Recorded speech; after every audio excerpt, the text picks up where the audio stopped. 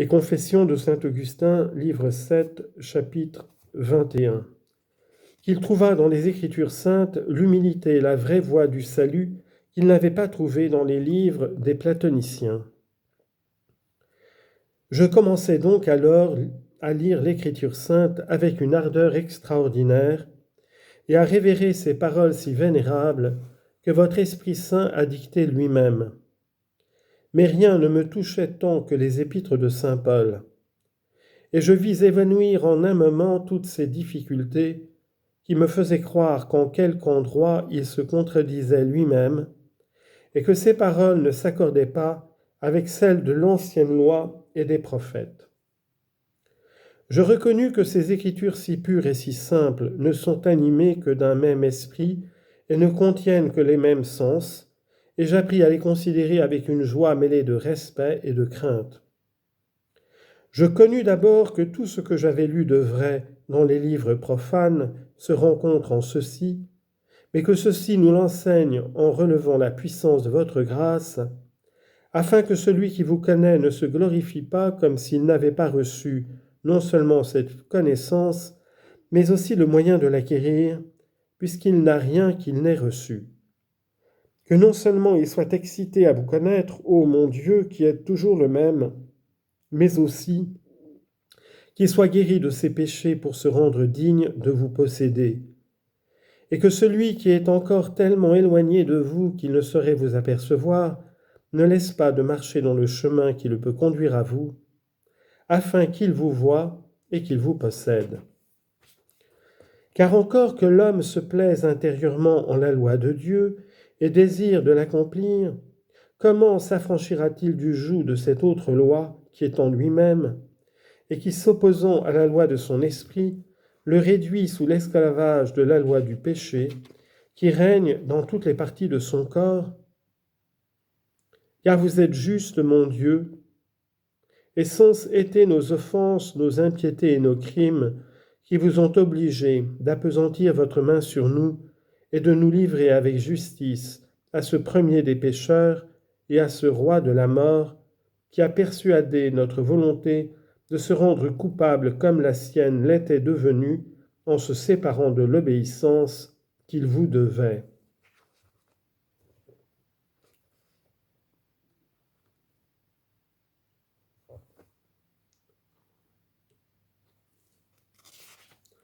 Que fera donc cet homme si misérable? Et qui le délivrera de ce corps de mort, sinon votre grâce par Jésus-Christ notre Seigneur,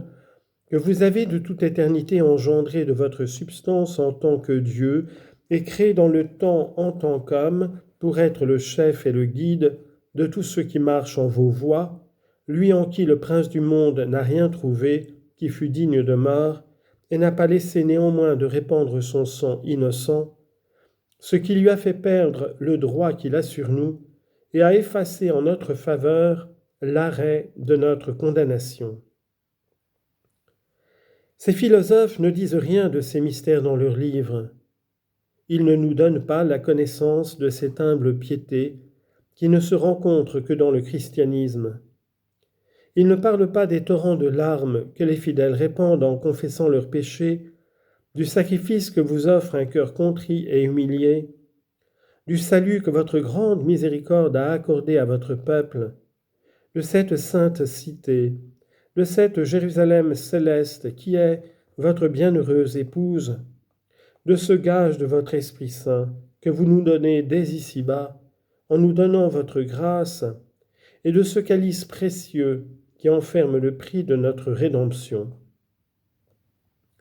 Personne ne chante dans ces livres comme le roi prophète chante dans les psaumes.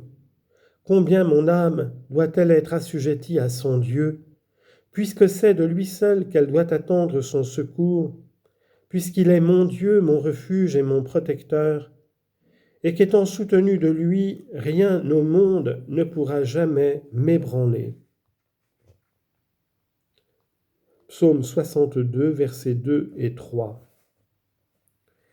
Personne n'entend dans ces livres cette voix du Sauveur qui nous appelle et nous dit « Venez à moi, vous tous qui êtes affligés ». Ces savants dédaignent d'apprendre de lui qu'il est doux et humble de cœur, parce que vous avez, ô mon Dieu, caché ces mystères aux sages et aux savants du monde, et les avez seulement révélés aux humbles et aux petits. Matthieu chapitre 11, versets 25 à 30. Aussi y a-t-il grande différence entre apercevoir du haut d'une montagne inculte et sauvage la cité de paix, sans pouvoir, quelque effort que l'on fasse, trouver en ces lieux déserts et inaccessibles un chemin pour y arriver, à cause qu'ils sont assiégés de tous côtés par ces fugitifs du ciel, par ces anges déserteurs du camp de Dieu, qui dressent des embûches à tous les hommes, sous la conduite de leur prince, qui est un lion et un dragon tout ensemble, et entrent marcher dans la voie qui conduit à cette heureuse patrie, sans crainte de faire aucune mauvaise rencontre, parce que le roi du ciel daigne prendre le soin de la rendre si assurée, que ces esprits de ténèbres qui ont abandonné l'armée céleste n'osent exercer leur brigandage dans le chemin qu'ils fuient, et qu'ils appréhendent comme leur étant un lieu de supplice. Ces vérités pénétraient jusqu'au fond de mon âme, par des voies secrètes et admirables, lorsque je lisais celui qui, par son extrême humilité, s'appelle le moindre de tous vos apôtres. 1 Corinthiens 15, 9. Et j'étais ainsi saisi d'étonnement en considérant la grandeur et les merveilles de vos ouvrages.